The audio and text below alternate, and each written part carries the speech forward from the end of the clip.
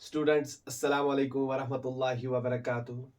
बेटा, आज हम इस सीरीज का लेक्चर नंबर 25 बेटा स्टार्ट करने जा रहे हैं, ठीक है। और लेक्चर नंबर 25 में हम बेटा आज एक इंपॉर्टेंट क्वेश्चन डिस्कस करने जा रहे हैं, that is Newton second law of motion is the real law of motion. और ये बेटा बहुत इंपॉर्टेंट क्वेश्चन है।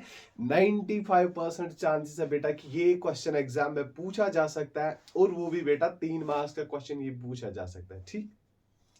तो बेटा आप बोर्ड की ओर ध्यान रखोगे, this is the most important question. ध्यान से देखो बेटा, लेक्चर 25 है मेरा बेटा ये, ठीक है।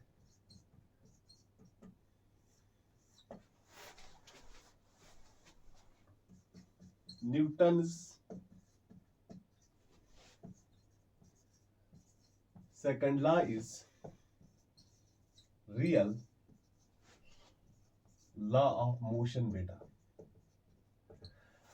अब यहां पे बेटा पॉइंट ये है कि हम न्यूटन सेकंड लॉ को मेरा बेटा रियल लॉ ऑफ मोशन क्यों बोलते हैं। दैट इज व्हाई हम इस न्यूटन सेकंड लॉ से मेरा बेटा डिराइव कर सकते हैं फर्स्ट लॉ को भी, सेकंड लॉ को भी। ये बेटा आप याद रखो, Newton second law is real law of motion. ध्यान से देखो बेटा, पहले हम लिखेंगे यहां पे एक पॉइंट, एक Newton second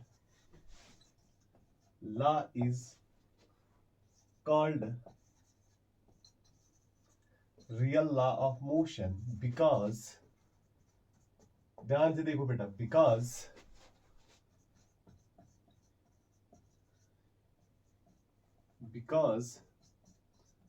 Newton's first law and second law, Newton's first law and third law मेरा बेटा are contained in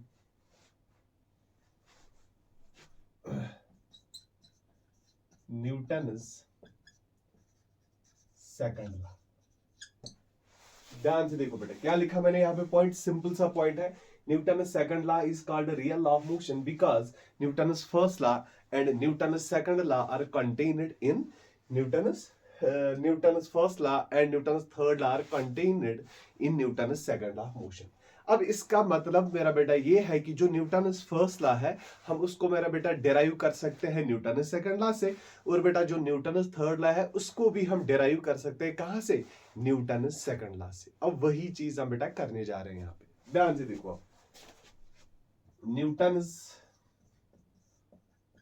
first law, ध्यान से देखो बेटा, बहुत इंपॉर्टेंट है। फर्स्ट लॉ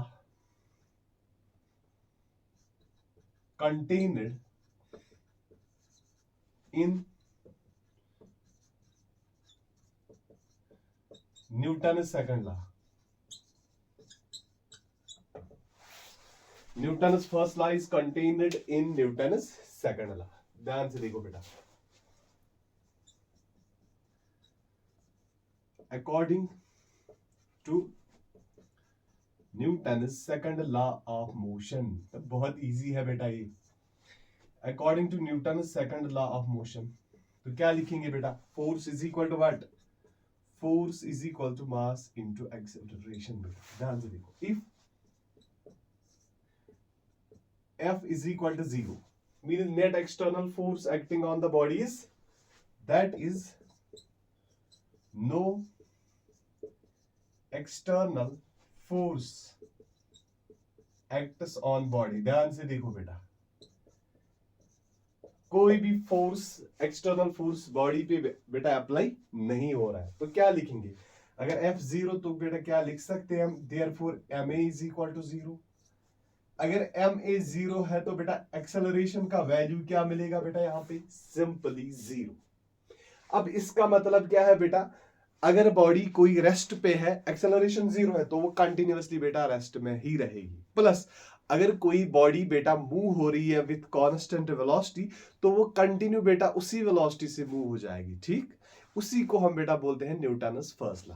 तो हम लिखेंगे बेटा यहां पे, अब एक्सेलरेशन का वैल्यू क्या आया बेटा, that is equal to 0। This means that, ध्यान से देखो बेटा, जो यहां पे निकला a is equal to 0, body at rest, body at rest will remain at rest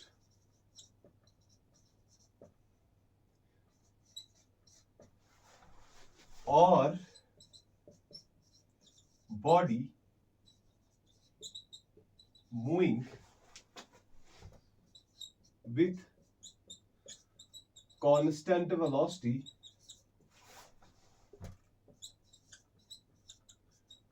will continue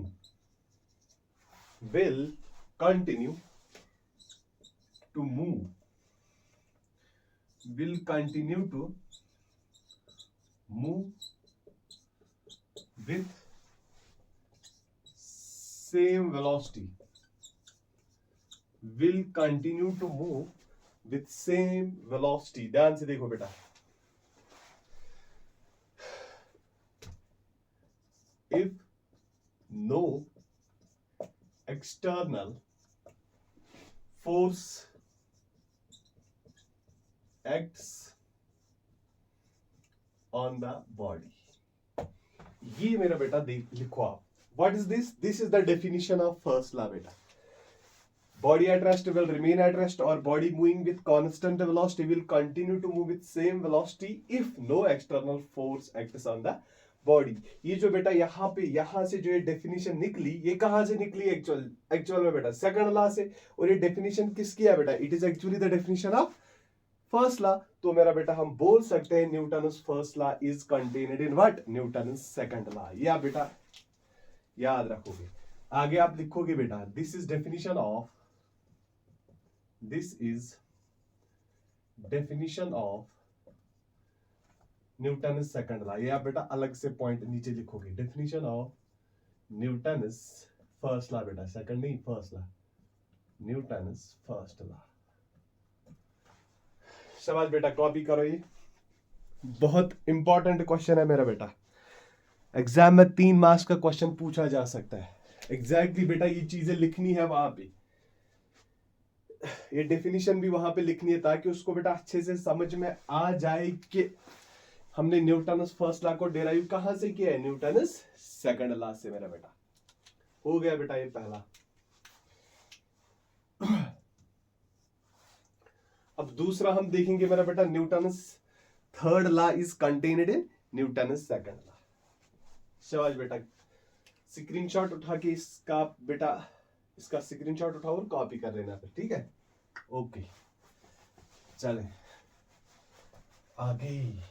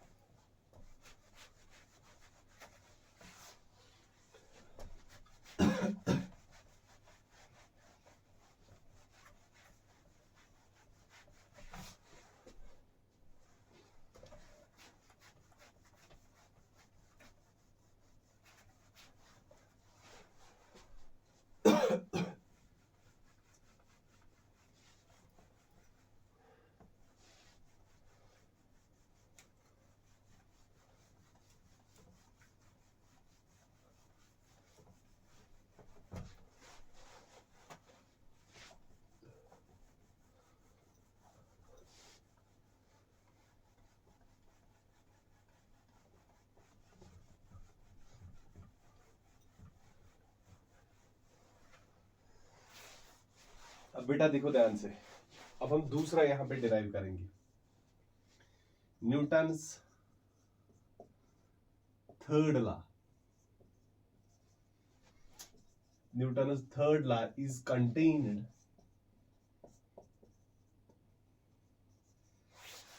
is contained in Newton's second law.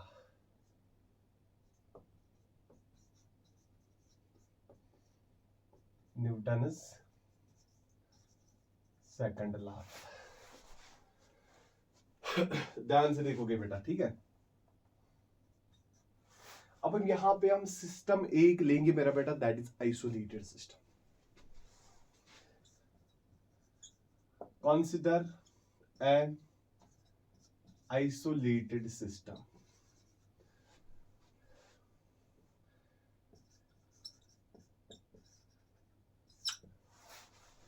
अब आइसोलेटेड सिस्टम कौन सा सिस्टम है बेटा?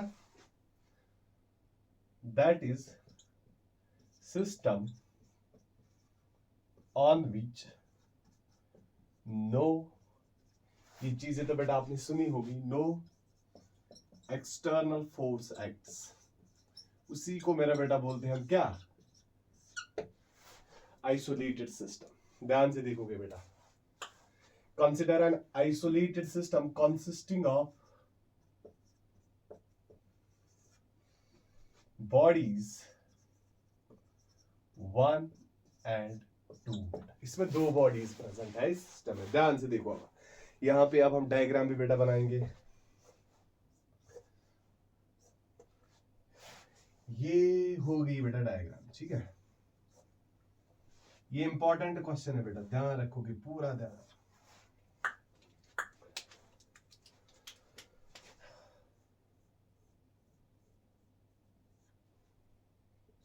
ये बेटा बॉडी फर्स्ट है,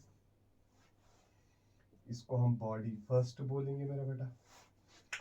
अब इसी के ऊपर मेरा बेटा हम और एक बॉडी रखेंगे, इसको हम बॉडी सेकंड बोलेंगे। ध्यान से देखो बेटा, सिस्टम आइसोलेटेड है। अब इस बॉडी पे, बॉडी फर्स्ट पे बेटा एक फोर्स एक्सर्ट होगा, किसकी वजह से? बॉडी टू की वजह से। वो बेटा हम ऐसे दिखाएंगे, force on body one due to body two. ध्यान से देखोगे मेरा बेटा, इसी तरीके से बेटा यहां पे भी फोर्स अप्लाई हो जाएगा टू पे, force on two due to one. ध्यान से देखो बेटा, force on one due to two, force on two due to one. क्या मैं बेटा यहां पे लिख सकता हूं, according to Newton's second law of motion,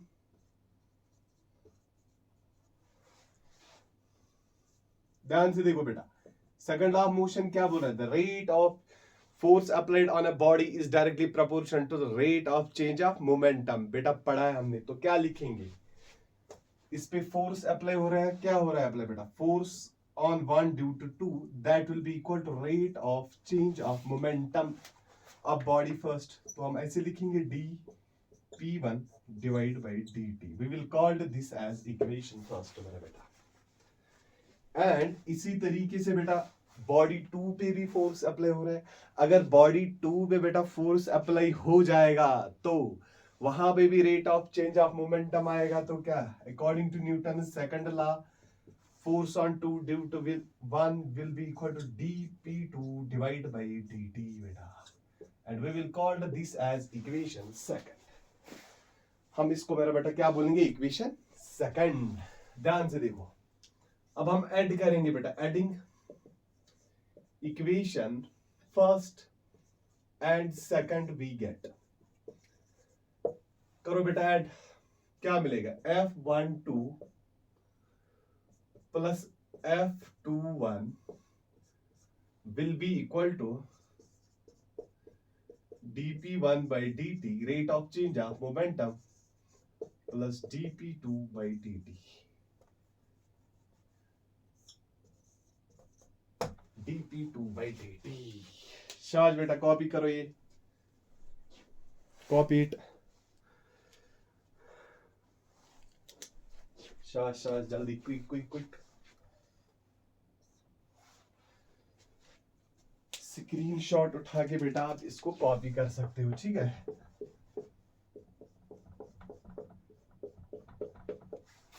copy करो मेरा बेटा ये यहां तक।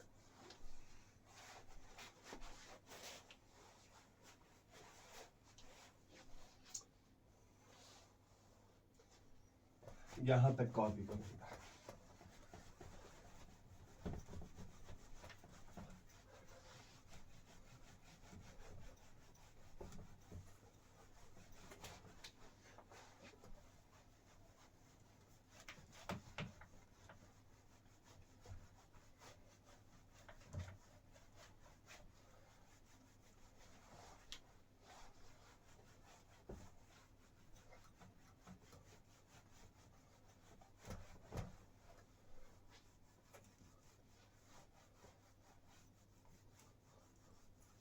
अब ध्यान से देखो बेटा, यहां पे क्या हो जाएगा।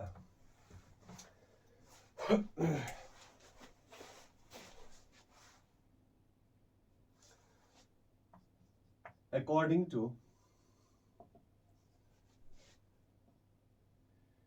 न्यूटन्स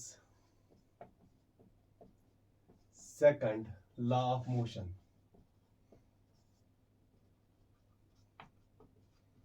ध्यान से देखो बेटा, if no external force acts on the system, then rate of change of momentum, बेटा ध्यान से देखो, then rate of change of momentum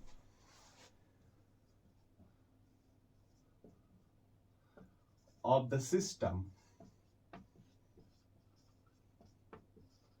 will be zero।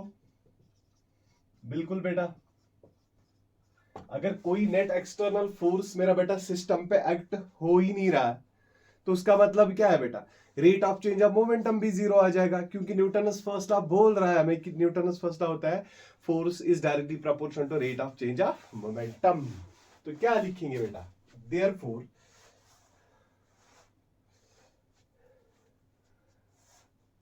या हम बेटा इसको यहां पे यही पे बेटा और एक स्टेप लिखो, डी बाई डी टी, इसको बेटा ऐसे भी हम रख सकते हैं, कोई बात नहीं, ऐसे भी एक साथ लिख सकते हैं, बस और कुछ नहीं किया बेटा, वहीं पे ऐड कर दो। तो बेटा क्या लिख सकते हैं हम, सिस्टम है बेटा यहाँ पे d divide by d t, ध्यान से देखो बेटा, p1 vector plus p2 vector will be equal to zero. तो क्या आ जाएगा, यही आ जाएगा बेटा, इक्वल टू जीरो। अगर ये मेरा बेटा जीरो के बराबर मिला हमें, तो क्या हम बेटा लिख सकते हैं देयरफॉर, क्योंकि ये बेटा इसके बराबर है f12 plus f21, f12 plus f21 is equal to zero मेरा बेटा, ठीक है। या मेरा बेटा हम लिखेंगे f12 is equal to minus times f21। यही तो बेटा है Newton's third law of motion.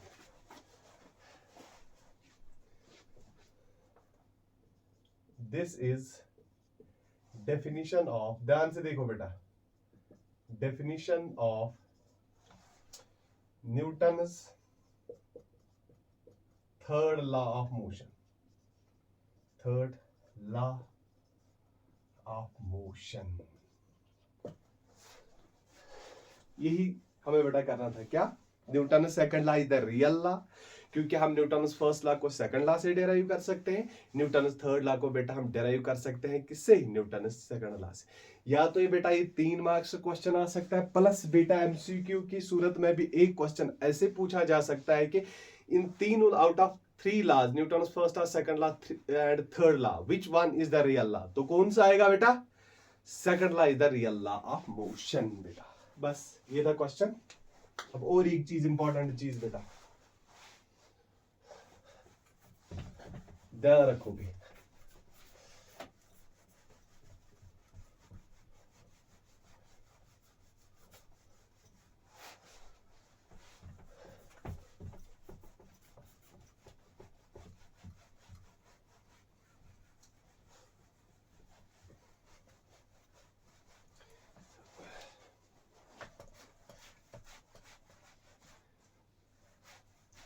आप लोगों के लिए बेटा मैंने एक असाइनमेंट रखा था। असाइनमेंट छोटी चीज थी, वो फोर्स की बेटा, फोर्स के यूनिट्स हमें देखने थे। वो इसलिए कि मुझे बेटा लगता है इस साल वहां से जरूर एक एमसीक्यू पूछा जाएगा, इसलिए बेटा ध्यान रखोगे, ठीक है। अब ध्यान से देखो, आप लोगों के लिए असाइनमेंट भी था ये बेटा, फोर्स के बेटा क्या बोले थे हमने, one is absolute unit of force और दूसरा मेरा बेटा इसमें आ जाएगा gravitational unit of force, gravitational unit of force, ठीक है बेटा। अब ध्यान से देखो,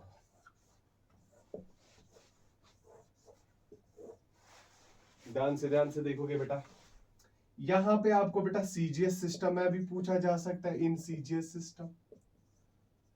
तो क्या आ जाएगा, पहले हम बेटा सीजीएस सिस्टम का देखेंगे। We know that force is equal to mass into acceleration. ध्यान से देखोगे बेटा,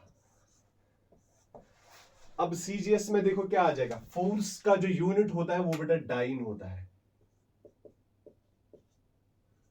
one dyne is equal to, ध्यान से देखो, one dyne is equal to, force की जगह बेटा डाइन, अब मास की जगह बेटा ग्राम, इनटू एक्सेलरेशन की जगह बेटा आएगा सेंटीमीटर पर सेकंड स्क्वायर।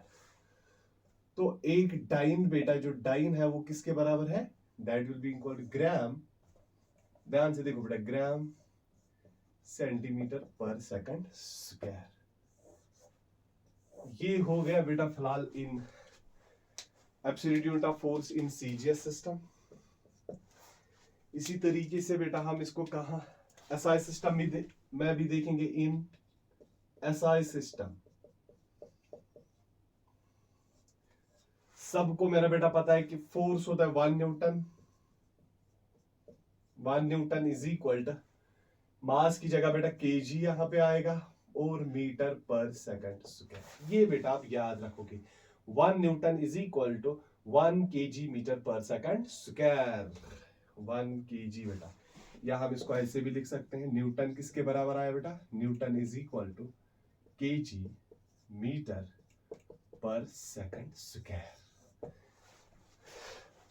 अब देखो बेटा ध्यान से, वहां पे क्वेश्चन क्या पूछा जा सकता है, 1 न्यूटन मेरा बेटा कितने डाइन होते हैं, ध्यान से देखो, ये भी पूछा जा सकता है।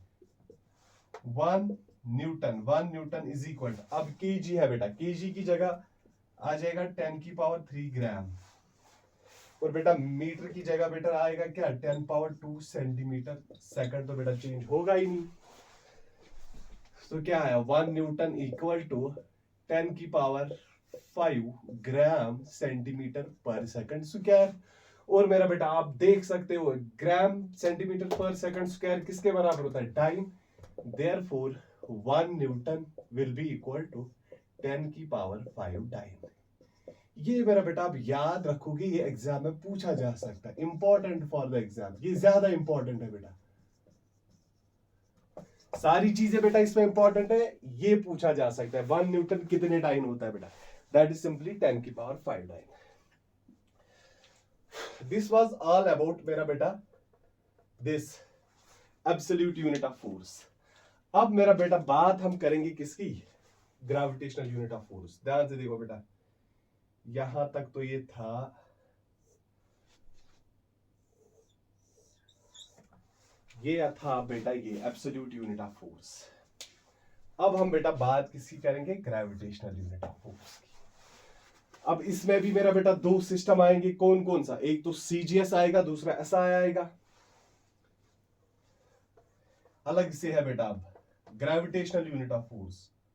ध्यान से देखो,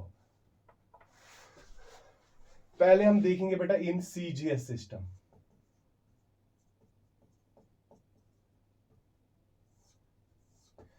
इन सीजीएस सिस्टम मेरा बेटा ध्यान से देखो, यहां पे जो यूनिट होता है फोर्स का, that is simply gram force हम बेटा लिखते हैं, या और ग्राम वेट। आप लोगों की बेटा मर्जी है, या ग्राम फोर्स लिख दो या ग्राम वेट।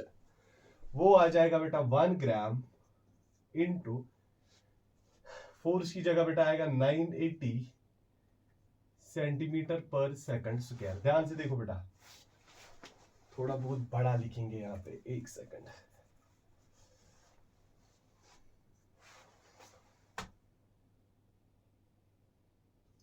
ग्राम फोर्स और मेरा बेटा ग्राम वेट, ध्यान रखोगे बेटा, ग्राम फोर्स और ग्राम वेट और ग्राम वेट और ग्राम वेट, या ग्राम फोर्स कहो ग्राम वेट कहो, 1 ग्राम इंटू 980 सेंटीमीटर पर सेकंड स्क्वायर। मेरा बेटा ध्यान से देखोगे, हम इसको ऐसे भी लिख सकते हैं, gram weight is equal to, वो आ जाएगा बेटा क्या, 980 ग्राम सेंटीमीटर पर सेकंड स्क्वायर। तो 1 ग्राम वेट आ जाएगा मेरा बेटा, इस ग्राम सेंटीमीटर पर सेकंड स्क्वायर की जगह हम बेटा डाइन लिख सकते हैं। ध्यान से देखो, डाइन लिख सकते हैं, gram weight is equal to 980 dyne. Clear बेटा, हो गया ये भी। ये था बेटा सीजीएस सिस्टम में ग्रेविटेशनल यूनिट ऑफ फोर्स। इसी तरीके से बेटा ग्रेविटेशनल यूनिट ऑफ फोर्स होगा बट इन एसआई सिस्टम। ध्यान से देखो बेटा, in SI system, in SI system बेटा ध्यान से देखोगे, एसआई सिस्टम में होता है बेटा, यहां पे था, यहां पे आएगा केजीएफ, केजी फोर्स और बेटा KG weight, KG weight equal to 1 KG into, और बेटा यहां पे आएगा 9.8 मीटर पर सेकंड स्क्वायर। ध्यान से देखो बेटा, हम केजी वेट को मेरा बेटा लिख सकते हैं, this is the gravitational of force in SI, that is 9.8 KG metre per second square, या मेरा बेटा केजी वेट आएगा बराबर 9.8, इस KG metre per second square की जगह बेटा, KG metre per second square की जगह बेटा न्यूटन लिखेंगे। तो क्या आया, 9.8 न्यूटन। ध्यान रखोगे बेटा, तो क्या रखोगे बेटा आप याद, ध्यान से देखो, ये चीज आप बेटा याद रखोगे, ये इंपॉर्टेंट है। जो एक डाइन है मेरा बेटा, ये चीज जो मैं बेटा बोल्ड करके स्क्वायर में रखता हूं, एक डाइन मेरा बेटा होता है बराबर ग्राम सेंटीमीटर पर second square. This is the absolute unit of force in CGS system, that's it.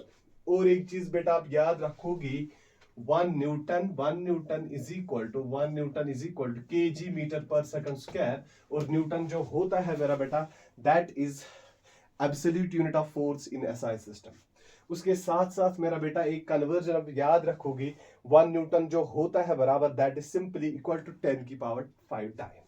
This was all about absolute unit of force. Now I am coming to the gravitational unit of force. Gravitational unit of force में भी बेटा आप क्या देखोगे, एक तो CGS system में आता है, दूसरा एसआई सिस्टम में आता है। सीजीएस सिस्टम में मेरा बेटा ध्यान से देखोगे, सीजीएस सिस्टम में जो ग्रेविटेशनल यूनिट ऑफ फोर्स होता है बेटा, बहुत सारे बच्चों को कंफ्यूजन होता है नीट में भी कि ये चीज क्या होती है। ध्यान रखो, ग्राम फोर्स और ग्राम वेट बेटा, that is equal to 1 gram into 980 centimetre पर सेकंड स्क्वायर। हम ग्राम वेट को बेटा लिख सकते हैं 980 ग्राम सेंटीमीटर पर second square, but we know that gram centimetre पर सेकंड स्क्वायर बेटा डाइन के बराबर आ जाएगा। तो ग्राम वेट हम लिख सकते हैं 980 डाइन। उसके बाद बेटा ग्रेविटेशनल यूनिट ऑफ फोर्स ही देखेंगे, लेकिन किसमें, एसआई सिस्टम में। एसआई सिस्टम में हम लिखते हैं बेटा केजीएफ और केजी वेट, वो मेरा बेटा बराबर होता है 1 KG into 9.8 metre per second square के। KG weight equal to 9.8 KG metre per second square. अभी हमने बेटा लिखा था कि KG metre per second square मेरा बेटा किसके बराबर होता है, दैट इज न्यूटन। तो 1 केजी वेट आएगा बराबर, दैट इज 9.8 न्यूटन। ये बेटा आप याद रखोगे, जरूर बेटा यहां से एक एमसीक्यू पूछा जा सकता है, बहुत इंपॉर्टेंट है। ठीक है, आई थिंक बेटा आज के लेक्चर में इतना ही। अब जो बेटा अगला लेक्चर होगा उसमें हम बेटा अच्छे से एक्सप्लेन करेंगे कंजर्वेशन ऑफ लीनियर मोमेंटम को। लेकिन बेटा आपके लिए असाइनमेंट है basic conservation of linear momentum, conservation of linear momentum मेरा बेटा, ये आप लोगों के लिए बेटा असाइनमेंट है लेकिन कौन? सिर्फ खाली डेफिनेशन, ओनली डेफिनेशन बेटा, ओनली डेफिनेशन, वो आप बेटा खुद से पढ़ोगे। कल हम बेटा देखेंगे, डिराइव करेंगे कंजर्वेशन ऑफ लीनियर मोमेंटम वाली equation m1u1 plus m2u2 is equal to m1v1 plus m2v2, वो हम बेटा कल डिराइव करेंगे।